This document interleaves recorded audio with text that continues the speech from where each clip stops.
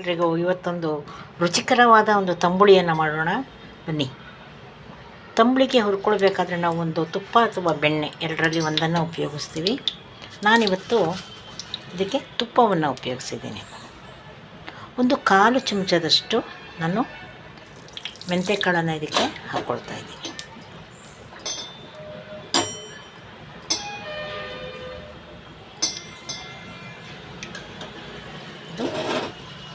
ಈಗ ಒಲೆಯನ್ನು ಆಫ್ ಮಾಡಿ ನಾನು ಇದಕ್ಕೆ ಒಂದು ಒಣಮೆಣಸನ್ನು 2 ತುಂಡು ಮಾಡಿ ಹಾಕ್ಕೊಂಡಿದ್ದೀನಿ. ಮೆಂತೆಯ ಪರಿಮಳ ಘಮ್ ಅಂತ ಬರ್ತಾ ಇರುತ್ತೆ. ಆ ಸಂದರ್ಭದಲ್ಲಿ ನಾವು ಇದನ್ನು ತೆಗೆದ್ರೆ ಸಾಕು.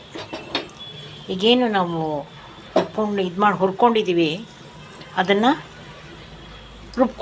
ರುಬ್ಕೊಳ್ಬೇಕು ಅಂತಂದರೆ ನಾವು ಒಂದು ಮಿಕ್ಸಿ ಜಾರ್ಗೆ ಇದನ್ನು ಹಾಕ್ಕೊಳ್ಬೇಕು.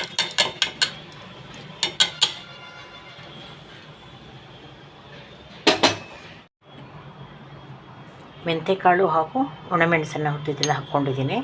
ಈಗ ಇದಕ್ಕೆ ನಾನು ಒಂದು 2 ಚಮಚದಷ್ಟು ದೊಡ್ಡ ಚಮಚ 2 ಚಮಚ ಮೊಸರು ಹಾಕ್ಕೊಳ್ತಾ ಇದ್ದೀನಿ. ಹಾಗೆ ಒಂದಿಷ್ಟು ತುರಿದ ಕಾಯಿ, ಏನು ಒಂದು 2 ದೊಡ್ಡ ಸ್ಪೂನ್ನಷ್ಟು ಸಾಕಾಗುತ್ತೆ. ಇದಕ್ಕೆ ರುಚಿಗೆ ತಕ್ಕಷ್ಟು ಉಪ್ಪು. ಯಾಕೆ ತಂಬುಳಿಗೆ ಮೊಸರನ್ನು ಹಾಕ್ಕೊಳ್ತಿದ್ದಾರೆ ಅಂತ ಅನಿಸ್ಬೋದು ನಿಮಗೆ. ಅದರ ನಂತರ ಕಡದ ಮಜ್ಜಿಗೆ ಇಲ್ಲದೆ ಇರೋದ್ರಿಂದ ನಾನು ಇಲ್ಲಿ ಮೊಸರನ್ನು ಹಾಕ್ಕೊಳ್ತಾ ಇದ್ದೀನಿ. ಅದನ್ನು ಮಿಕ್ಸಿಯ ಜೊತೆ ಈ ತೆಂಗಿನ ತುರಿ ಜೊತೆ ರುಬ್ಬಿದಾಗ ನಮಗೆ ಅದೊಂದು ರೀತಿ ಮಜ್ಜಿಗೆ ಥರ ಆಗಿ ಅದ್ರ ಜೊತೆ ಕೂಡ್ಕೊಳ್ಳುತ್ತೆ. ಇದನ್ನು ರುಬ್ಕೊಂಡು ಬರೋಣ. ಇಂತೆ ಸ್ವಲ್ಪ ಕಹಿಯಾದ ಕಾರಣ ನಾನೇನು ಮಾಡ್ತೀನಿ, ಇದಕ್ಕೆ ಒಂದು ತುಂಡು ಬೆಲ್ಲವನ್ನು ಹಾಕ್ಕೊಳ್ತಾ ಇರ್ತೀನಿ. ತುಂಬ ಸಿಹಿ ಏನು ಮಾಡಿಲ್ಲ. ಕೆಲವರು ಇದನ್ನು ತುಂಬ ಸಿಹಿಯನ್ನು ಮಾಡ್ತಾರೆ. ನಾನಿಲ್ಲಿ ಸ್ವಲ್ಪ ಆ ಕಹಿಯನ್ನು ಹೊಡೆಯೋ ಸಲುವಾಗಿ ಸ್ವಲ್ಪ ಬೆಲ್ಲವನ್ನು ಹಾಕಿದ್ದೀನಿ. ಇದನ್ನು ಮತ್ತೊಮ್ಮೆ ರುಬ್ಕೊಳ್ಳೋಣ. ನಿಮ್ಮ ಹತ್ರ ಕಡದ ಮಜ್ಜಿಗೆ ಇದ್ದರೆ ಇದಕ್ಕೆ ಮೊಸರು ಹಾಕೋ ಅವಶ್ಯಕತೆ ಇಲ್ಲ.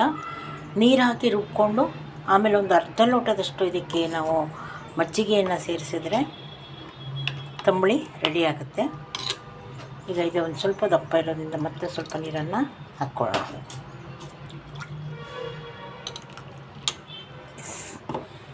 ಇದಕ್ಕೊಂದು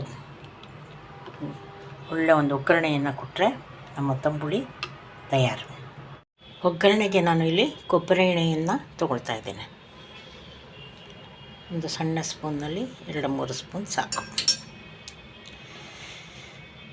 ಕೊಬ್ಬರಿ ಎಣ್ಣೆ ಸ್ವಲ್ಪ ಬೇಗ ಕಾಯುತ್ತೆ, ಹಾಗಾಗಿ ಎಚ್ಚರಿಕೆಯಲ್ಲಿ ಇರಬೇಕು. ಈಗ ಒಂದು 1/4 ಟೀ ಚಮಚದಷ್ಟು ಸಾಸಿವೆ,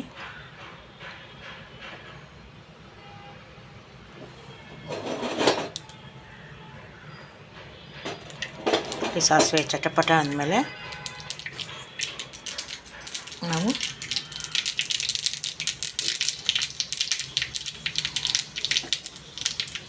ಒಣಮೆಣಸು ಹಾಗೂ ಕರಿಬೇವಿನ ಸೊಪ್ಪನ್ನು ಹಾಕ್ಕೊಳ್ಳೋಣ. ಹಾಕ್ಕೊಂಡು ಇದನ್ನು ತಂಬುಳಿಗೆ ಒಂದು ಒಗ್ಗರಣೆಯನ್ನು ನಮ್ಮ ತಂಬುಳಿ ರೆಡಿ. ಬಿಸಿ ಬಿಸಿ ಅನ್ನಕ್ಕೆ ಹಾಕ್ಕೊಂಡು, ಸ್ವಲ್ಪ ಕಹಿ ಇರುತ್ತೆ, ಅದರ ಆರೋಗ್ಯಕ್ಕೆ ಕಹಿ ಕೂಡ ಬಹಳ ಒಳ್ಳೆಯದು. ಬಿಸಿ ಅನ್ನದೊಟ್ಟಿಗೆ ಹಾಕ್ಕೊಂಡು ಊಟ ಮಾಡಿ ರುಚಿ ಹೇಳಿ.